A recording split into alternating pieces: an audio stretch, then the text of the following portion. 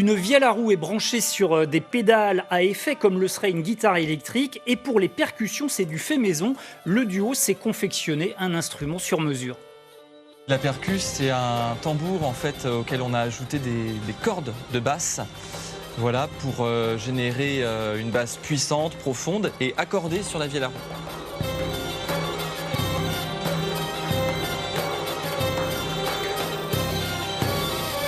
Notre dispositif instrumental permet de rendre très présent ce qu'on appelle le bourdon, qui est en fait la note fixe sur laquelle les mélodies vont s'appuyer.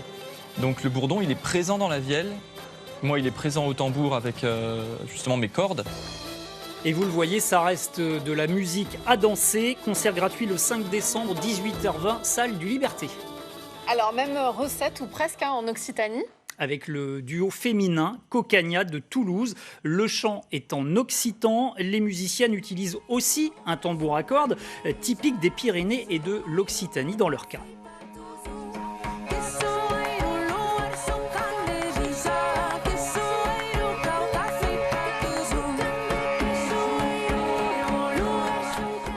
Là où Greg Hale reprend des chants anciens, Cocagna propose des textes originaux qui parlent de thèmes contemporains. J'ai lu aussi que ces jeunes femmes militent pour que la tradition ne soit pas politiquement récupérée. Il y aurait des tentations du côté de l'extrême droite. La culture trad, oui, mais pas dans le formol. Et c'est encore un concert gratuit. Vous entendrez Cocagna le samedi 6 décembre en après-midi au Liberté. Effectivement Inès, on passe les frontières maintenant. La musique de la Niña nous emmène en Italie, à Naples précisément. La Niña revendique sa langue, certains parlent de dialecte, je ne m'y risquerai pas. Il s'agit du napolitain.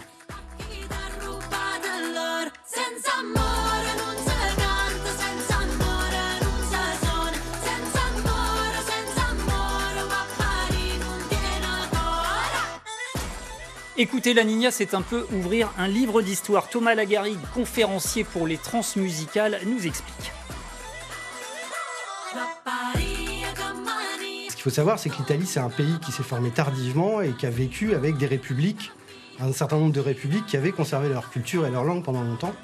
Et la République de Naples, donc, s'est construite sur une histoire de colonisation successive qui a fait que le napolitain, c'est une langue qui a des racines proches de l'italien qu'on connaît, l'italien moderne, mais aussi de l'espagnol, mais aussi une influence arabe. Et donc, il y a tout ça chez la Niña également. On va le retrouver dans sa pratique. Un savoureux mélange, donc, c'est à voir et à entendre vendredi 5 décembre au 8 du Parc des Expositions.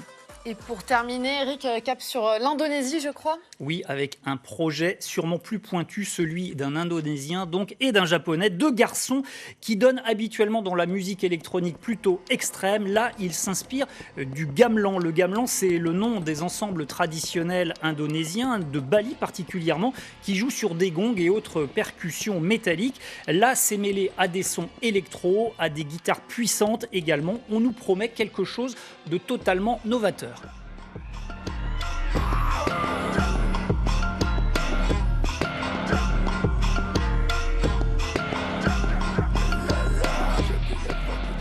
Takak Takak, jeudi 4 décembre dans le hall 2 du Parc Expo à 22h55. Alors le point commun avec tous les groupes dont je viens de vous parler, c'est de sortir la tradition du folklore pour en faire une musique vivante. Je n'ai pas parlé de tous les groupes concernés dans la programmation des transmusicales, mais c'est un phénomène mondial dans la production musicale.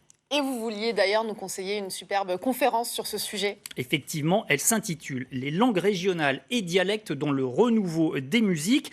Notez, ce sera à 15h30 le samedi 6 décembre à l'Auditorium des Champs Libres, animé par Thomas Lagarrigue, qu'on a entendu tout à l'heure. Et puis, dès vendredi 5 décembre, toujours au Champs Libres, vous pourrez échanger directement avec le groupe Cocagna qui était présent dans cette chronique. Eh bien, le rendez-vous est pris. Merci beaucoup, Eric, pour toutes ces belles découvertes de transmusicales. Merci à vous. Bon festival. Merci.